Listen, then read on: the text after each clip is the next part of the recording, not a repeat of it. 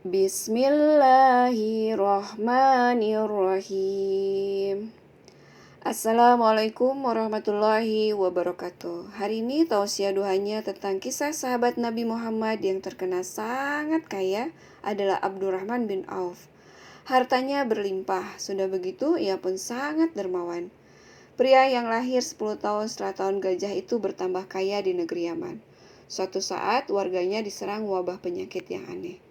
Suatu hari ketika para sahabat sedang berkumpul, Abdurrahman bin Auf mendengarkan sabda Rasulullah bahwa kelak setelah dibangkitkan dan dihitung amal perbuatan manusia semasa hidupnya, orang yang kaya akan lebih lama menjalani perhitungan amal dibandingkan orang yang miskin. Dan saya sungguh bersama orang-orang fakir dan miskin, ujar Rasulullah. Dalam hadis sahih disebutkan bahwa Nabi pernah berdoa, "Ya Allah, hidupkanlah aku dalam keadaan miskin, dan matikanlah aku dalam keadaan miskin. Dan kumpulkanlah aku pada hari kiamat dalam rombongan orang-orang miskin." Sejak itu, Abdurrahman bin Auf merenung dan berkata dalam hati, "Saya tidak mau berlama-lama saat yaumul hisab karena kekayaan yang saya miliki." Abdurrahman bin Auf mengangkat tangan lantas berdoa, "Ya Allah, jadikanlah hamba-Mu ini orang yang miskin agar kelak dapat selalu bersama Rasulullah SAW." Abdurrahman sangat kaya bukan karena pelit, tetapi ia sangat dermawan.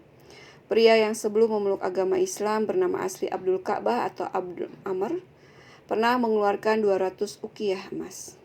Satu uqiyah setara dengan 31,8 gram emas.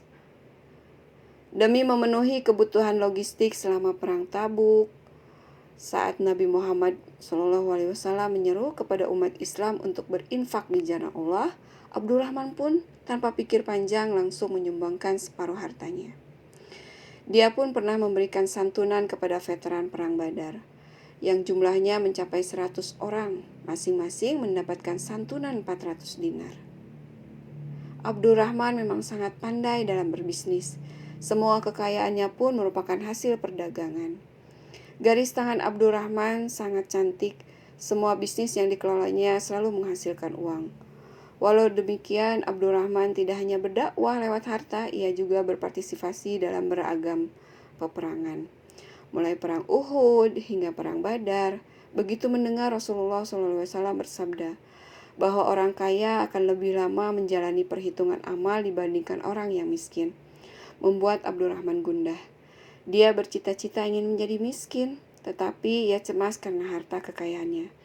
Justru semakin berlipat ganda, ia sering berjalan mondar-mandir karena memang sedang gamang dan gusar. "Bagaimana caranya agar harta benda yang saya miliki habis dan tidak terpakai?" ujarnya dalam hati. Semua kurma busuk dibeli oleh Abdurrahman bin Auf. Hartanya pun habis tanpa sisa. Ia miskin dan hanya punya tumpukan kurma busuk. Alhamdulillah, doaku dikabulkan oleh Allah Subhanahu wa Ta'ala. Para sahabat Nabi juga bersyukur.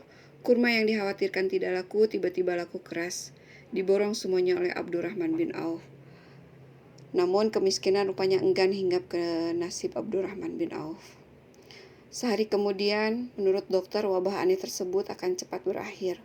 Utusan ini menyebar mengumumkan bahwa sedang mencari buah kurma busuk yang akan digunakan sebagai obat. Buah kurma busuk akan dibeli dengan harga 10 kali lipat dari buah kurma di pasaran. Mereka membeli semua kurma busuk miliknya dengan harga 10 kali lipat. Abdurrahman bin Auf semakin kaya raya. Jumlah kekayaannya pun belum ada yang menandinginya. Karena kurma yang seharusnya tidak laku malah terjual dengan nominal harga yang fantastis. Ketika akan wafat, Abdurrahman menangis. Tangisnya bukan karena takut menghadapi kematian, melainkan karena ia wafat dalam keadaan kaya harta. "Sesungguhnya Mus'ab bin Umair lebih baik dariku.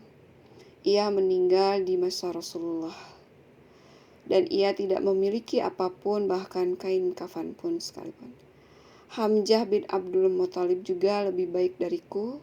Kami tidak mendapatkan kain kafan.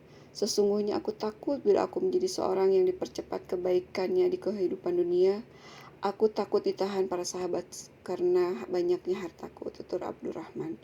Sahabat Nabi ini wafat di Madinah pada tahun 31 Hijriah. Ada pula yang mengatakan pada 32 Hijriah. Ketika itu usianya 75 tahun, tapi ada yang menyebutkan 72 tahun. Pada riwayat lain disebutkan 78 tahun. Mudah-mudahan kisah sahabat yang menjadi inspirasi bagi kehidupan kita ini bisa menjadi teladan kita dalam menjalani kehidupan. Semoga bermanfaat. Wassalamualaikum warahmatullahi wabarakatuh.